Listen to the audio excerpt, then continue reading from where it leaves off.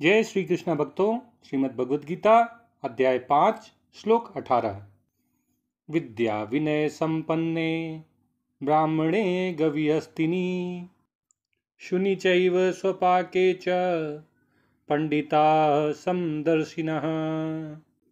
भगवान कृष्ण अर्जुन को समझा रहे हैं कि जो पंडित होते हैं, जो ज्ञानी होते हैं, ऐसे व्यक्ति विद्या और विनय से संपन्न अर्थात विद्वान और विनम्र ब्राह्मण को, गाय को, हाथी को, कुत्ते को और चांडाल को एक समान दृष्टि से देखते हैं। वे इस बात को भली भांति जानते हैं कि एक ही परमात्मा सब प्राणियों में समान रूप से उपस्थित रहते हैं। परमात्मा तत्व की दृष्टि से इनमें कोई अंतर नहीं है, इनमें कोई असमानता नहीं है। भगवान कृष्ण अर्जुन को उस ज्ञानी, उस पंडित के विषय में बता रहे हैं जिसे आत्म स्वरूप का बोध हो गया है, जिसे परमात्मा तत्व का ज्ञान प्राप्त हो गया है।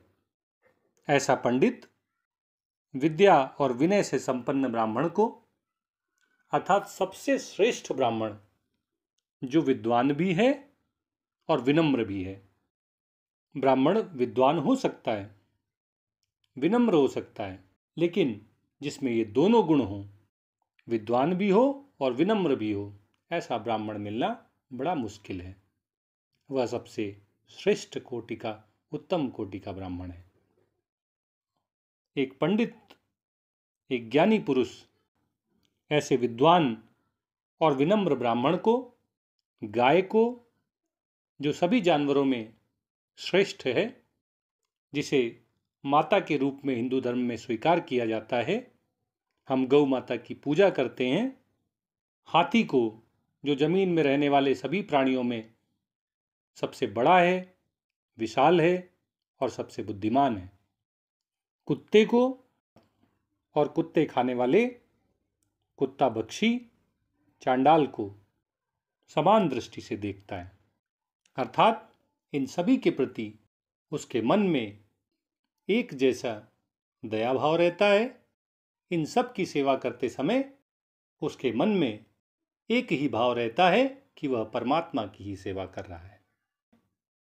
भगवान कहते हैं कि ऐसा समदर्शी व्यक्ति यथार्थ रूप में पंडित होता है, वही वास्तविक ज्ञानी होता है, क्योंकि वो जानता है कि परमात्मा सर्वत्र सदैव उपस्थित रहते हैं। परमात्मा सभी प्राणियों के हृदय में स्थित रहते हैं। सभी प्राणी अपने पूर्व जन्मों में किए हुए कर्मों, अपनी इच्छाओं और प्रकृति के गुणों के अनुसार अलग अलग योनियों में जन्म लेते हैं। शारीरिक रूप से उनमें भिन्नता होती है, उनके अलग अलग स्वभाव होते हैं, वे अलग अलग कार्य करते हैं। ये सभी भिन्नताएं होते हुए भी उन सब में स्थित परमात्मा एक ही है। परमात्मा की कृपा उन सब में एक समान रूप में है और प्रकृति भी उनके साथ एक समान रूप से व्यवहार करती है। पानी सबकी प्यास बुझाता है, सूर्य सबको ऊर्जा और प्रकाश प्रदान करता है, चंद्रमा एक समान रूप से सबको शीतलता प्रदान करता है। चाहे परमात्मा की दृष्टि से लें या प्रकृति की दृष्टि से लें, दोनों के लिए सभी प्राणी, सभी जीव एक समान हैं। ना तो भगवान किसी के प्रति भेदभाव करते हैं और ना प्रकृति किसी के साथ भेदभाव करती है। और इसलिए भगवान ऐसे व्यक्ति को पंडित कह रहे हैं जो ब्राह्मण को, गाय को, हाथी को, कुत्ते को और चांडाल को एक समान दृष्टि से देखता है। वह इन सब जीवों में एक ही परमात्मा के दर्शन करता है। उसके मन में इन सभी के प्रति एक समान रूप में दया का, करुणा का, सेवा का भाव रहता है। वह भी भगवान और प्रकृति की तरह ही सभी जीवों में, सभी प्राणियों में कोई भी भेद नहीं देखता है। सबको एक समान दृष्टि से, एक समान भाव से, समभाव से देखता है। जब मनुष्य को आत्मस्वरूप का बोध हो जाता है, वह जान लेता है कि मैं आत्मा हूं, जब उसकी बुद्धि, उसका मन, उसकी निष्ठा सब परमात्मा में ही समर्पित हो जाती है, जब परमात्मा ही मनुष्य के जीवन का लक्ष्य बन जाते हैं, तो वह समदर्शी हो जाता है।